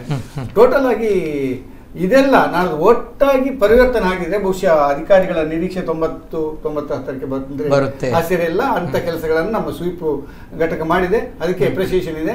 ಪಬ್ಲಿಕ್ ಇಂದ ಕೂಡ ಒಳ್ಳೆ ಬೆಂಬಲ ಕೂಡ ಬಂದಿದೆ. ಒಳ್ಳೆ ಕೆಲಸಗಳು ಎಫೆಕ್ಟ್ ಆಗುತ್ತೆ, ತುಂಬಾ ಚೆನ್ನಾಗಿ ಕೆಲಸ ಮಾಡಿ. ಎಸ್ ಕೊನೆಯದಾಗಿ ಸರ್ ಪ್ರದೀಪ್ ಸರ್ ಏನ್ ಹೇಳ್ತೀರಾ ಅನ್ನುವಂಥದ್ದು ಈ ಬಾರಿ ಎಲೆಕ್ಷನ್ ಬಗ್ಗೆ ತಮ್ಮ ಒಂದು ಸಂದೇಶ ಸ್ವೀಪ್ ಕಡೆಯಿಂದ? ಸರ್ ಈಗ ಈ ಸಲ ಎಲ್ಲ ಯುವ ಮತದಾರರು ಸರ್ ಕಡ್ಡಾಯವಾಗಿ ಸರ್ ನಾನು ಹೇಳಿದ್ದು ಅಂದ್ರೆ ತುಂಬಾ ರಜೆಗಳು ಉಂಟು ಸರ್, ಕಡ್ಡಾಯವಾಗಿ ಅವರು ಪಾಲ್ಗೊಳ್ಳಬೇಕು. ನಗರ ಪ್ರದೇಶದಲ್ಲಿ ಎಲ್ಲ ಈ ಸಾಫ್ಟ್ವೇರ್ ಕಂಪನಿಯವರಿದ್ದರೂ ಕೂಡ ಈ ರಜೆಯನ್ನು ತೆಗೆಯದೆ ಈ ಮತದಾನ ಪ್ರಕ್ರಿಯೆಯಲ್ಲಿ ಭಾಗವಹಿಸಿ ತಮ್ಮ ಮತವನ್ನು ಚಲಾಯಿಸಿ ಉತ್ತಮ ಸರ್ಕಾರವನ್ನು, ಸದೃಢ ಸರ್ಕಾರವನ್ನು ರಚಿಸುವಲ್ಲಿ ಅವರು ತಮ್ಮ ಒಂದು ರೀತಿಯಲ್ಲಿ ಪಾತ್ರ ವಹಿಸಬೇಕಂತ ನಾನು ಎಲ್ಲ ಮತದಾರರಲ್ಲಿ ಕೇಳಿಕೊಳ್ತಿದ್ದೆ. ಎಸ್ ವೀಕ್ಷಕರೇ, ಇದು ಈ ಹೊತ್ತಿನ ವಿಶೇಷ. ಏನು ಲೋಕಸಭಾ ಚುನಾವಣೆ ಹತ್ರ ಬರ್ತಾ ಇದೆ, ಇನ್ನೂ ಕೆಲಸ ಇರುವಂತದ್ದು ನಮ್ದು ಮಾತ್ರ. ಅಂದ್ರೆ ಎಷ್ಟು ದಿನ ಇತ್ತು, ಯಾವ ಅಭ್ಯರ್ಥಿ ಯಾವ ಪಕ್ಷದಲ್ಲಿ ಇದ್ರು, ಯಾರಿಗೆ ನಾವು ಓಟ್ ಹಾಕ್ಬೇಕು ಅನ್ನುವಂಥದ್ದು ಎಲ್ಲವೂ ಕೂಡ ನಿರ್ಣಯ ಆಗಿದೆ, ನಾಮಪತ್ರ ಸಲ್ಲಿಕೆ ಆಗಿದೆ. ಇನ್ನಿರುವಂತದ್ದು ನಮ್ಮ ಕೆಲಸ, ನಾವು ಹೋಗಿ ಮತದಾನ ಮಾಡಬೇಕು. ಪ್ರಜಾಪ್ರಭುತ್ವದ ಅತ್ಯಂತ ಮಹತ್ತರವಾಗಿರುವಂತಹ ಹಕ್ಕು ಅಂತ ಹೇಳಿದ್ರೆ ಅದು ಮತದಾನ, ಎಲ್ಲರೂ ಮಾಡಲೇಬೇಕು, ಇದು ನಮ್ಮ ಹಕ್ಕು. ಅನೇಕ ಜನ ಹೇಳ್ತಾರೆ ಒಂದು ಓಟಿಂದ ಏನಾಗಲ್ಲ, ಎಲ್ಲವೂ ಆಗುತ್ತೆ, ಎಲ್ಲವೂ ಸಾಧ್ಯ, ಬದಲಾವಣೆ ಸಾಧ್ಯ. ಆ ಬದಲಾವಣೆ ನಮ್ಮ ನಿಮ್ಮಿಂದ ಸಾಧ್ಯ, ಅದು ಮತದಾನದಿಂದ ಸಾಧ್ಯ ಅಂತ ಹೇಳ್ತಾ ಗಣ್ಯ ವ್ಯಕ್ತಿಗಳು ನಮ್ಮ ಜೊತೆ ಇದ್ರು. ಪ್ರದೀಪ್ ಡಿಸೋಜ್ ಅವರು ರಾಜ್ಯ ಮಟ್ಟದ ಚುನಾವಣಾ ತರಬೇತುದಾರ, thank you sir, thank you so much. Yes, ಅದೇ ರೀತಿ ಗುರುವಪ್ಪ NT ಬಾಳೆಪುಣಿ ಪತ್ರಕರ್ತರು, thank you sir, thank you so much. Yes ವೀಕ್ಷಕರು, ಇದು ಈ ಹೊತ್ತಿನ ವಿಶೇಷ. ಸಮರ್ಥ ಅಭ್ಯರ್ಥಿಯನ್ನು ಆಯ್ಕೆ ಮಾಡಿ, ಸಮರ್ಥ ಪಕ್ಷವನ್ನು ಆಯ್ಕೆ ಮಾಡಿ ಸದೃಢ ದೇಶ ಕಟ್ಟೋಣ ಅಂತ ಹೇಳ್ತಾ ಇದು ಈ ಹೊತ್ತಿನ ವಿಶೇಷ. ನಿರಂತರ ಸುದ್ದಿ ಹಾಗೂ ಮನೋರಂಜನೆಗಾಗಿ ನೋಡ್ತಾ ಇರಿ ನಮ್ಮ ಕುಡ್ಲ 24/7.